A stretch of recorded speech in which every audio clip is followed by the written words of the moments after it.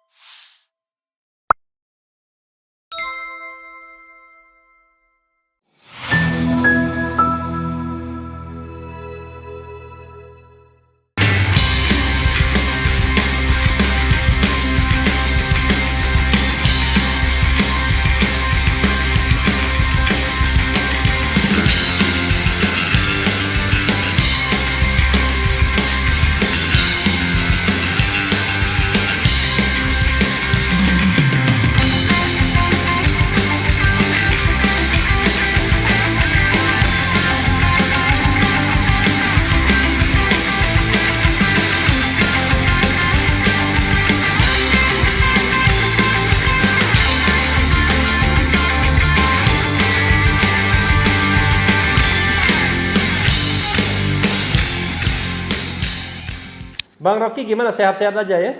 Sehat, sangat sehat. Biasa tinggal di pinggir hutan. Oh iya, saya ini agak susah menghubungi Bung Rocky ya. Kenapa? Karena tinggal di Hambalang. Padahal itu kan dekat dengan epicentrum kekuasaan baru. Kenapa? kenapa agak susah? Iya, justru karena ada epicentrum, sinyalnya disedot semua ke epicentrum. Kita ke bagian splatteran aja. Itu kayak saya lewat di istana ya, ternyata tidak bagus sinyalnya. Begitu pulang di pedesaan, jauh lebih bagus sinyal di Palembang, di dekat rumah saya, di rumah saya lah, ketimbang sinyal di samping istana. Ini pertanda apa? Oh, sinyal istana itu bukan sinyal digital, sinyal moral. Sinyal moralnya memang buruk dari situ. Ini para haters ini tambah lagi ya. Minimal mendengar pernyataan ini bertambah 1 hatersnya. Tapi mudah-mudahan loversnya bertambah 2. Jadi tidak tekor. Kalau harus surplus lah. Mudah-mudahan begitu ya. Kalau kita bicara hukum keseimbangannya, mungkin 2 atau 3 tahun yang lalu yang lovers katakanlah 10, yang haters 10. Sekarang yang lovers 2000, yang haters 1000. Jadi surplusnya banyak dan tambah banyak nih orangnya. Pengikut Roger Risma. Yang bertambah haters itu yang tadi yang Refli lewat di depan Monas itu hatersnya bertambah di situ. Jadi yang beratnya bagi saya ya, saya ketawa-ketawa saja menikmati kebebasan, tapi dibilangin sakit hati. Iya itu. Yang bilang sakit hati itu orang iri hati, lihat orang lain sakit hati. Karena dia yang iri hati. Iya, mudah-mudahan. Karena itu hati-hati dengan hati. Iya. Oh, hati-hati dengan hati ya. Bukan hati-hati dengan HTI. Tapi HTI. Maksudnya hati-hati. HTI kan udah bukan, HTI itu udah dilarang tuh. Hutan tanaman industri. Oh, itu ya. Kayaknya mau digusur jadi sawah. Maksudnya iya, kalau kita bicara problem pembangunan ini kadang-kadang kok perspektif lingkungannya jauh banget, nggak dipertimbangkan sama sekali, Bung ya? Iya, karena pikiran Republik di istana itu adalah beton itu. Setiap ada tanah kosong jadiin beton itu. Yeah. Sekarang dia sibuk sendiri, takut kehabisan pangan mau cetak sawah lagi tuh. Padahal dulu sawah itu dibikin bandara tuh di Kulon Progo, sawahnya digusur jadi bandara. Di apa itu Majalengka digusur juga. Sekarang mestinya bandaranya digusur, dibikin sawah, jangan pakai lahan gambut. Iya. Lahan gambut itu merusak lingkungan kalau dijadiin sawah. Iya, ya itulah susahnya. Balik-balik otaknya. Memang sebenarnya ya, ini gejala apa? Kapitalisme, Bung ya. Kalau kita bicara kok pembangunan ini tidak environmental perspektif gitu, atau environment friendly gitu. Kapitalisme juga sekarang berubah tuh karena dipaksa untuk ethical solusinya mesti jelas. Jadi imperatif etis pada kapitalisme sehingga green politics itu sebetulnya kapitalistik kan, karena yang ingin udara bersih itu cuma kapital, cuma elit kapitalis. Tapi kemudian orang jadi isu sudah partai green, buruh ya? Jadi lucunya itu ekonomi hijau misalnya, lingkungan itu sekarang jadi kepedulian kelas atas. Karena mereka yang ingin udara bersih. Tetapi dalam politik Eropa itu Green Party itu justru datang dari partai-partai kiri. Karena ada soal injustice. Nah, karena itu aspek baru di dalam kapitalisme adalah green politics justru itu. Orang mulai kapok lah, mulai energi terbarukan, mobil non fosil, kan itu semua green economy itu. Iya, karena di luar sana orang kehilangan harapan. Sehingga orang terpaksa mencari stok yang sebetulnya bukan di situ tempatnya. Kayak keterpaksaan, tidak ada akar rotan pun berguna. Jadi keadaan itu yang memperlihatkan bahwa krisis kepemimpinan betul-betul serius di kita. Bukan pemimpinnya yang nggak ada, tetapi cara merekrut pemimpin itu. Banyak betul pemimpin di kita, tapi kan mesti lewat threshold, mesti lewat upeti, mesti money politics, apa namanya, macam-macam kan. Jadi itu sebetulnya konyolnya tuh. Jadi orang baik, orang bagus, orang yang mampu untuk melihat masa depan bertebaran di Nusantara. Cuman dipagari oleh aturan-aturan yang sifatnya oligarki. Hanya oligarki partai yang boleh memimpin, macam-macam. Memang kita tahu itu adalah aturan. Tetapi aturan itu sengaja dibuat untuk menghalangi, bukan untuk menapis mereka yang bersih justru. Itu. Waduh, luar biasa ya. Itu juga kegelisahan saya, Bung ya. Aturan presidensial threshold yang 20% kursi atau 25% suara. Yang 2 edisi Pilpres terakhir hanya mendatangkan 2 calon saja karena ada pemborong partai politik kan, sehingga lawannya mau nggak mau 1 saja. Bung Rocky kan juga ikut demo itu di depan Mahkamah Konstitusi untuk minta presidensial threshold dihapuskan. Iya, kita join. Gitu. Iya, kan kita tahu bahwa MK itu kan dibekali oleh peralatan filosofi yang namanya judicial activism. Ternyata dia justru pasif, menunggu sinyal istana, boleh nggak? Jadi peralatan perangnya itu dia kunci sendiri karena di atasnya ada komandannya lagi, padahal dia sendiri MK itulah komandan konstitusi. Disebut guardian of the constitution, justru diperalati dengan judicial activism.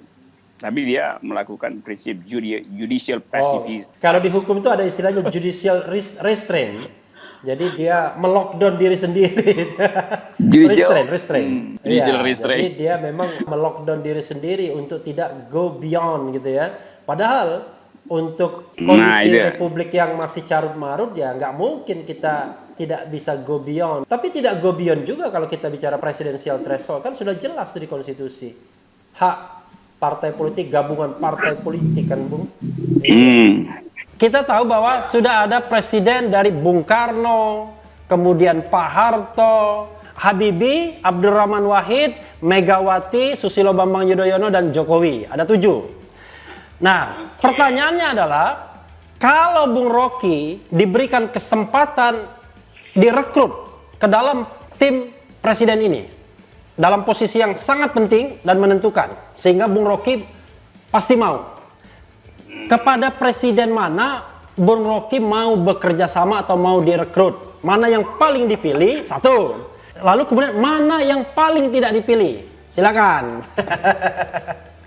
Saya mulai dengan kalau saya diminta, maka saya nggak mau jadi staf sus. Karena Apalagi staf sus yang bikin surat, enggak? iya, nanti saya punya godaan untuk jual beli surat atas nama kop surat istana. Perintahin camat untuk kasih order pada perusahaannya. Nah, saya nggak mau gitu. Oke. Pokoknya jabatan itu penting. Pokoknya Bung Rocky mau dan jabatan itu sangat strategis. Saya pilih untuk membantu Bung Karno. Oke. Presiden Soekarno. Ya. Karena saya merasa Bung Karno gagal dalam satu hal, yaitu melakukan kaderisasi. Karena gagal makanya mau dibantu. Banyak orang yang nggak paham. Ya. Banyak orang yang nggak paham Soekarnoisme. Orang cuma mau namanya di belakangnya ada Soekarno Putri, Soekarno Putra. Tetapi pikiran Soekarno yang sangat dialektik tidak diikuti oleh kader-kadernya hari-hari ini. Nawacita yang kita tahu sebagai gagasan Bung Karno sudah dipakai istilahnya doang, nawacita. Nyawa dari nawacita hilang sebagai cita-cita gitu. Di tangan rejim hari ini yang memakai nama nawacita. Jadi banyak hal yang sebetulnya harus saya bantu pada Bung Karno. Karena pikirannya bagus, tetapi pendukungnya hari ini tidak mengikuti kemampuan Bung Karno misalnya untuk berpikir dialektik, misalnya berpikir logis. Bung Karno terkenal dengan retorika, tapi orang cuma anggap oh itu Joko Pidato, bukan sekedar Joko Pidato. Di dalam pidato-pidato Bung Karno banyak logika yang bagus. Saya kasih contoh misalnya, satu waktu Bung Karno berpidato di Monas, di depan Ikada. lapangan Monas. Ya, yang Ikada itu ya? Ya, itu Ikada. Ya. Kalau nggak salah itu hari Angkatan Bersenjata. Oke, I see. Oktober. Di depan rakyat, di belakangnya berjejer para panglima angkatan. Bung Karno bilang begini, saya coba kutip dari ingatan saya. Bung Karno bilang begini, saudara-saudara tentara, kalian harus tahu bahwa kalian adalah alatnya negara. Dan negara adalah alatnya revolusi. Jadi kalian adalah alatnya alat. Jadi kita dapat sensasinya kan. Jadi Bung Karno mengatakan bahwa tentara itu tidak otonom. Dia adalah peralatan negara untuk bertahan misalnya. Tapi negara adalah peralatan revolusi. Dalam pikiran Bung Karno pada waktu itu, ide revolusi sangat diragu-agungkan. Maka Bung Karno bikin silogisme yang sangat kuat. Karena tentara adalah alatnya negara dan negara adalah alatnya revolusi, maka tentara adalah alatnya kalau kita dengar sekarang, wah itu kok terlalu instrumental sejarah militer. Tapi kita baca pikiran itu di dalam era revolusi, era perang dingin mungkin sudah dimulai pada waktu itu. Nah, gaya-gaya semacam itu yang saya nggak lihat sekarang dianut oleh mereka yang sok pamer bahwa mereka Soekarnois. Saya mau kasih kritik itu sebetulnya. Itu saya mau bantu Bung Karno supaya beliau diingat sebagai tokoh. Tentu ada problem dengan pemerintahan yang kemudian jadi otoriter.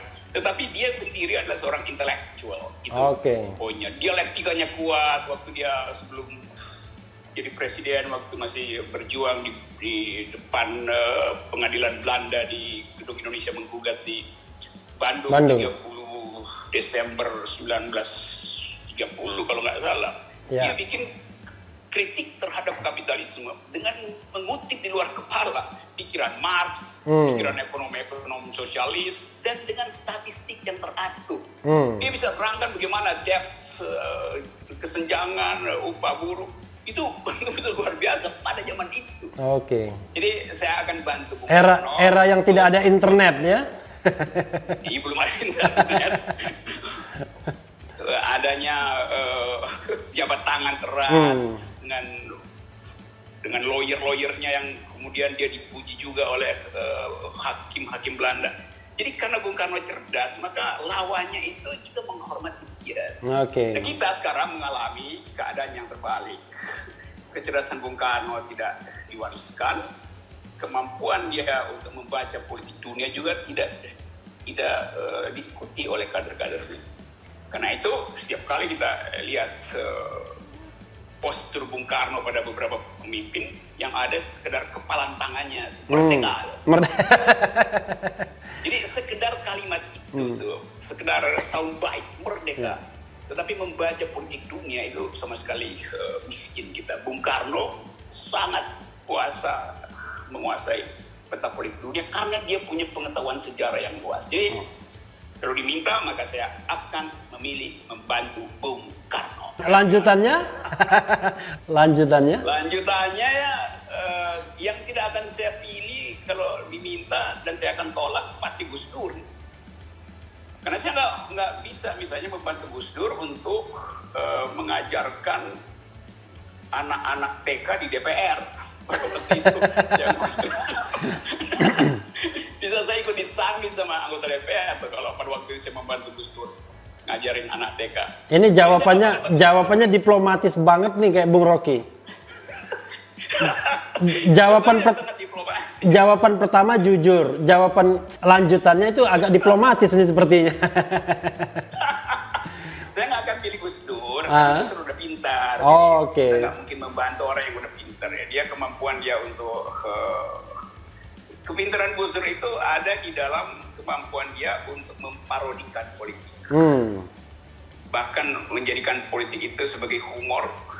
Dia menghumorkan politik dan mempolitisir humornya sendiri itu dia politisir kan. Itu kemampuan yang jarang dimiliki oleh pemimpin yang basisnya adalah sipil. Saya kenal Gus Dur lama. Kita dulu bikin forum demokrasi. Nah seringkali ini juga saya ingat akhirnya tuh waktu forum demokrasi dibuat tahun-tahun 90 akhir itu 90 tengah dalam rangka oposisi pada Orde Baru secara diskursus. Karena nggak mungkin oposisi lewat partai waktu itu. Saya selalu kebagian tugas untuk membuat draft statement publik. Kalau selesai nanti kasih ke Gus Dur gitu kan. Tapi kemudian seringkali Gus Dur ya dia nggak pakai teks saya aja, dia ngomong aja dia udah dia ngomong sendiri gitu kan. Nah karena teks itu dibagikan ke wartawan, nanti kalau wartawan bilang, lah kok teksnya begini? Itu dia mulai buka rahasia tuh, itu bukan saya bikin, itu si Rocky yang bikin. Jadi kemampuan dia untuk mengambil alih dan mengabstraksikannya itu luar biasa. Termasuk kemampuan dia untuk ngeyel kalau terjebak dengan satu problem, dia malas jawab, dia suruh aja orang lain, itu salah orang lain. Tapi itu persahabatan yang enak, persahabatan intelektual. Nah, saya tidak mungkin lagi menambahkan aspek intelektual pada Gus Dur karena dia sudah lengkap dalam soal itu. Pertanyaan saya adalah sebenarnya dungu itu hinaan atau kritik? Harus dijawab secara jujur. Ini pertanyaan paling berbahaya. Gini ya, dungu itu buat saya pertama-tama saya melihat kelucuan di dalam logika orang. Terutama kalau itu kelucuan di dalam logika pemimpin, maka itu pasti di dalam hati saya pasti bilang dungu. Nah kalau ditanya baru saya ucapkan dungu kan, tapi dalam hati sebenarnya saya udah ketawa duluan, ini dungu itu kan. Jadi sebetulnya itu reaksi humor aja buat saya, orang marah memang. Tapi bagi saya tuh lucu, bisa begini.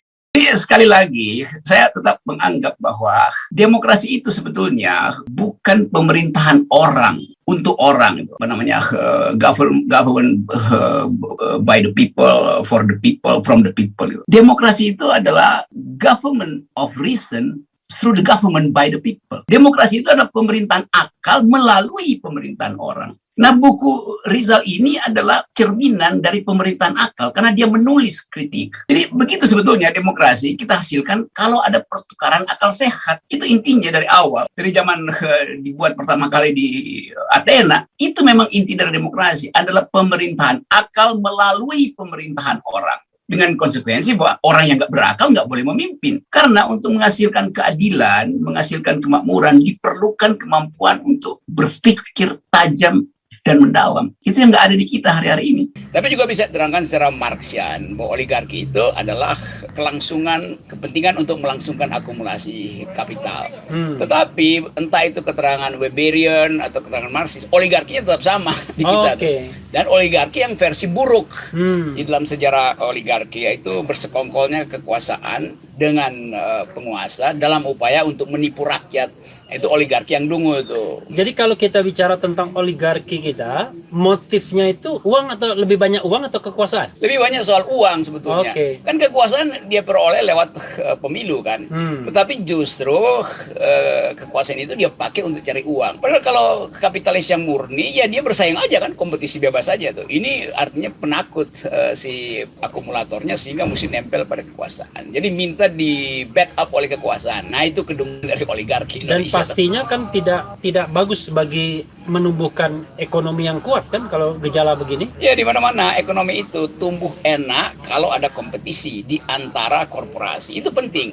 Dan kita nggak anti korporasi. Tugas korporasi memang mengakumulasi keuntungan. Tetapi tugas negara mendistribusikan hasil akumulasinya.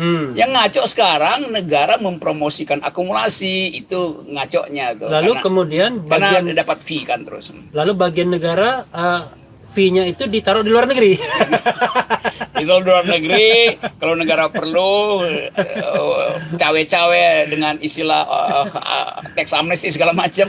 Padahal itu hak dia, tapi dia tetap takut untuk mempersoalkan. Karena dia diternakkan oleh oligarki. Jadi negara ini kandang oligarki sebetulnya. Karena saya lihat Presiden Jokowi, kalaupun dia tidak terpilih lagi, dan mudah-mudahan memang rakyat paham itu, dia akan meninggalkan delus, beban pada presiden berikutnya. Beban 10.000 triliun, beban keretakan bangsa, beban KPK yang buruk, beban ekonomi yang nggak tumbuh, beban indeks demokrasi yang buruk, oligarki macam-macam itu, tax ratio yang tinggal 8%. Jangan-jangan begitu presiden baru terpilih di 2024, seminggu kemudian dia jatuh juga karena nggak mampu memegang premoale de luz yang ditinggalkan oleh Presiden Jokowi. Intinya, jadi tidak ada kepemimpinan. Jadi bayangkan misalnya, ini ada bis antar kota, ugal-ugalan dari Lampung ke Palembang. Lalu orang udah teriak-teriak, udah ganti supirnya tuh. Terus keneknya bilang, jangan, karena ini memang tujuannya ke Palembang. Iya, tapi janjinya nggak ugal-ugalan. Begitu, jadi jangan diganti walaupun udah ugal-ugalan. Ugal-ugalannya kenapa? Karena memang si supir ini dulu dipilih untuk nyupir di tengah kota yang nggak ada jalan nanjak dan licin. Begitu jalan licin, ya dia memang nggak mampu. Jadi bukan kita mau nyalain supirnya, memang dia cuma diplot untuk jadi supir angkot, bukan supir antar kota. Jadi ya diganti supirnya. Itu logik sederhana. Dia nggak bisa jalanin mobil selain di dalam kota, muter-muter di dalam kota aja sebagai wali kota gitu. Kalau udah antar provinsi itu udah bis Nusantara, nggak mampu dia. Jadi kira-kira begitu kalau mau digampang-gampangkan. Jadi kalau dibilang soal moral tadi, ya memang sangatlah tidak bermoral membiarkan supir angkot itu disuruh nyupir antar kota yang jalannya berkelok-kelok di Sumatera dan membiarkan dia ugal-ugal. Itu sangat tidak bermoral. Jadi gitu. Bang Rocky ya, saya bayangkan ya, Anda pasti tidak tertarik untuk menjadi bagian dari kekuasaan di rezim apapun. Sepertinya begitu. Itu filosofi atau memang nasib? Enggak, saya justru tertarik untuk menjatuhkan semua rezim. Karena itu menimbulkan banyak imajinasi kan, cara menjatuhkan rejim gitu.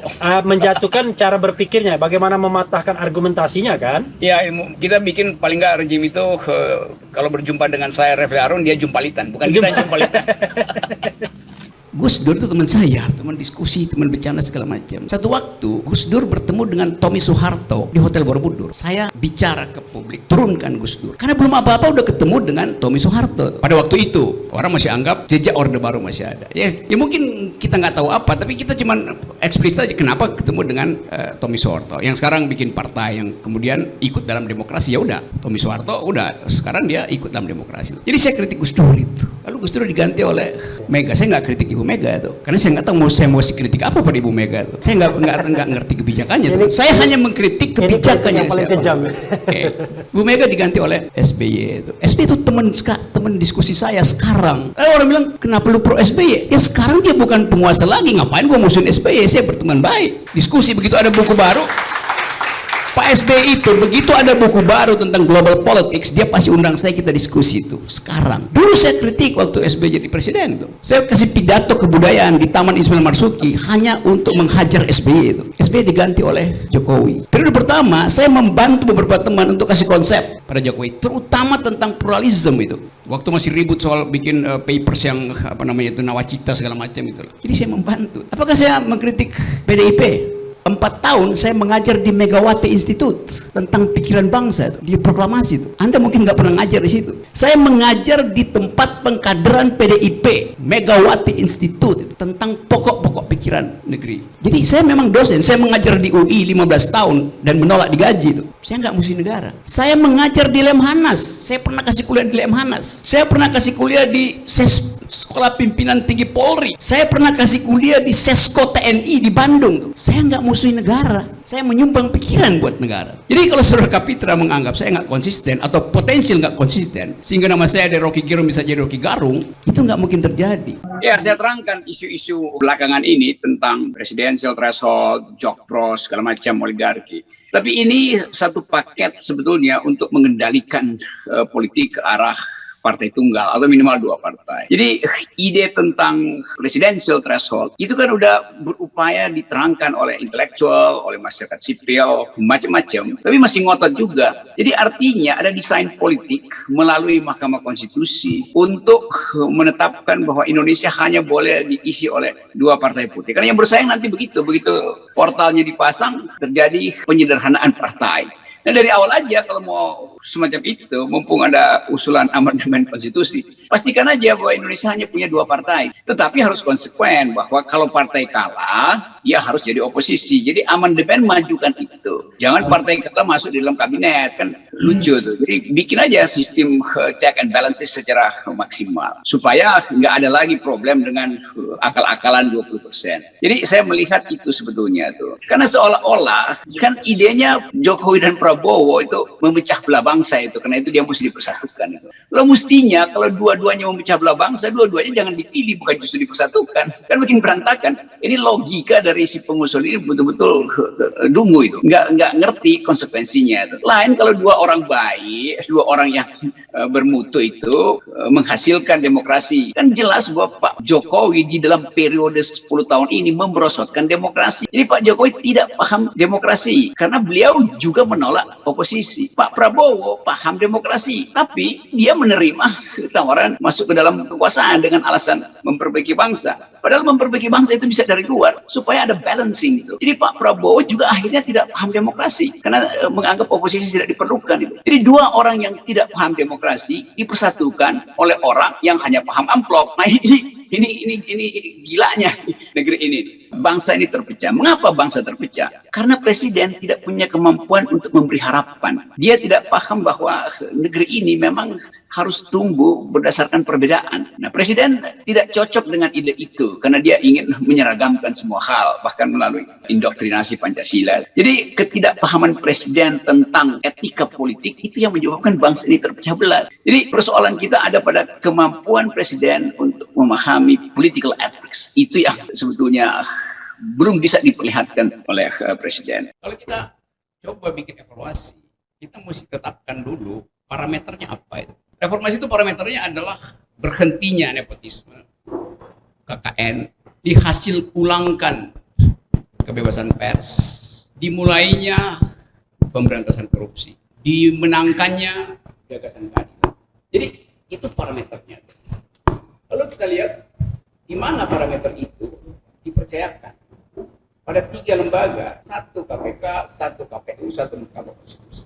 Jadi begitu bilang secara umum, reformasi itu diasuh melalui 3 lembaga itu, Mahkamah Konstitusi, KPU, dan KPK.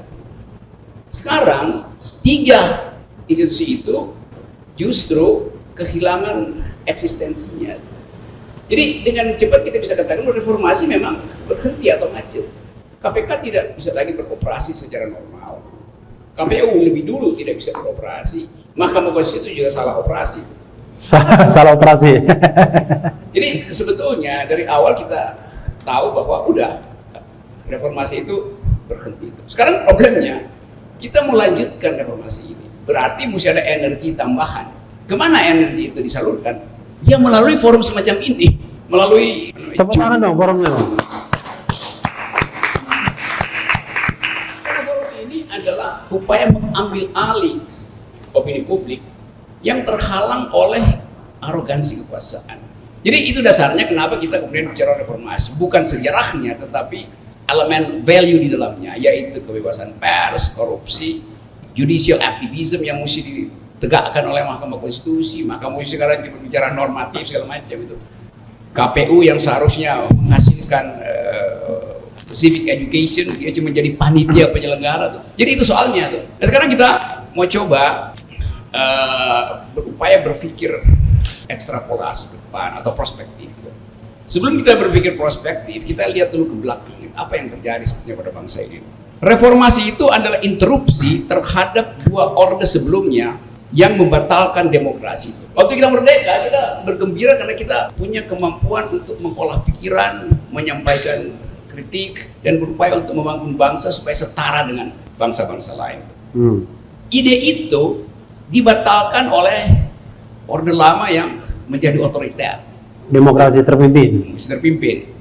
Kemudian ada periode kecil menjelang orde baru di mana ada kebebasan pers, ada diskusi akademis yang tajam. Tapi itu cuma berlangsung mungkin 1 kali pemilu. Setelah itu presiden masuk di dalam jebakan otoritarianisme. Jadi 2 periode kita sejak proklamasi demokrasi terpimpin dan demokrasi Pancasila pada waktu itu disebut oleh Pak Harto, itu membatalkan ide tentang kesetaraan warga negara, ide tentang kecerdasan individu, macam-macam. Nah, kita berharap sebetulnya periode setelah itu diisi oleh pengetahuan baru, oleh sumber pengetahuan baru. Tapi per hari ini, kalau kita lihat survei internasional, kita bisa bicara survei dalam negeri, karena survei dalam negeri kadang-kadang pesanan itu. Survei internasional menunjukkan indeks demokrasi memburuk, indeks korupsinya naik, macam-macam. Jadi pemburukan itu udah terjadi tanpa kita harus tambahkan sinisme atau itu udah berlangsung. Jadi sekali lagi kita hari ini mau melakukan semacam reinventing our democracy, menemukan kembali demokrasi itu.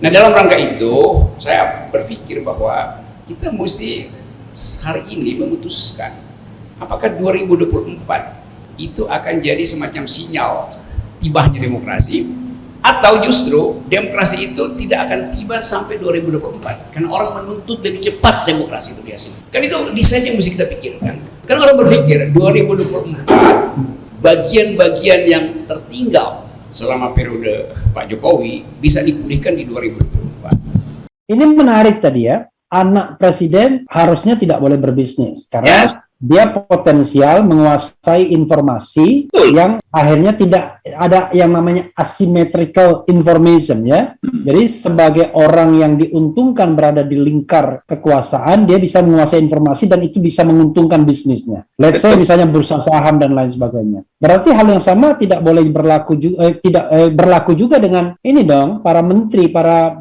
punggawa-punggawa Presiden Jokowi yang kita tahu bukan 1-2 bisnis semua mah, berbisnis semua. Kan derajat pengawasannya begitu kan. Bahkan ada prinsip bahwa menteri itu begitu masuk kabinet, seluruh bisnisnya dia harus masuk dalam blind trust. Yang dalam tradisi orang Eropa, Amerika itu, dia nggak boleh punya akses sedikit pun. Karena dia adalah menteri. Di kita yang terjadi, menteri di bidang ekonomi terutama, semuanya punya bisnis kan. Nah, sebelum dia datang ke istana buat bekerja pagi-pagi jam 9, itu jam 8 dia udah ketemu dulu dengan staf korporasinya. Jadi dia rapat bisnis dulu baru pergi ke istana kan. Artinya dia potensi untuk memainkan informasi kekuasaan itu dan diberitahu pada korporasinya. Demikian sebaliknya, isi korporasi dia tahu sebelum dia rapat di istana. Jadi kenapa mesti di blind trust? Supaya dia buta huruf terhadap bisnisnya sendiri. Kalau dia ikut rapat dengan presiden, dia nggak tahu apa yang dilakukan oleh korporasinya kan. Nah, tradisi itu yang nggak ada di kita. Akibatnya bocor aja semua kan. Menterinya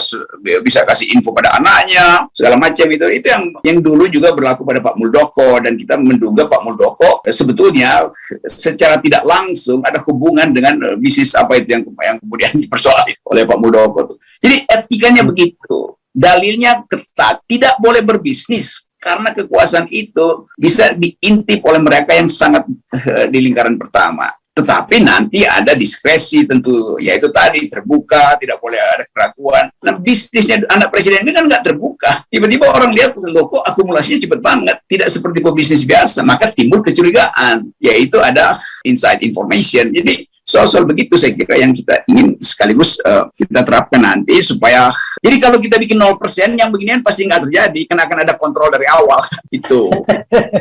Ya, Bang Rocky, jadi sebaiknya apa yang harus dilakukan oleh Presiden Jokowi? Karena faktanya Presiden Jokowi kan mengangkut dan mengangkat semua orang yang berbisnis, yang dari awal memang punya pretensi bahwa dia tidak akan meninggalkan bisnisnya untuk menjabat pada kekuasaan tertentu. Dan bahkan sepertinya Presiden Jokowi membutuhkan itu juga, membutuhkan pebisnis-pebisnis itu dalam lingkar kekuasaannya untuk menyelesaikan masalah, ya kan? Kalau seandainya tidak bisa dari kantong negara, ya mungkin kantong bisnisnya lah, kira-kira begitu. Barangkali ya dalam pemilihan presiden atau apa, pemilihan bupati wali kota dan lain sebagainya, hunus ya, kita nggak tahu, wallahu alam. Tapi yang terlihat adalah Pak Jokowi tidak sama dengan periode pertama yang mengatakan tidak ingin rangkap jabatan. Sekarang boleh rangkap jabatan, termasuk juga rangkap bisnis. Kira-kira begitu. Karena itu kita mesti ketat memberikan hukuman maupun hukuman sosial. Itu hanya bisa berlangsung kalau ada oposisi itu. Kan nanti oposisi yang tegur kan pada Presiden Jokowi. Kenapa Anda terus memelihara orang yang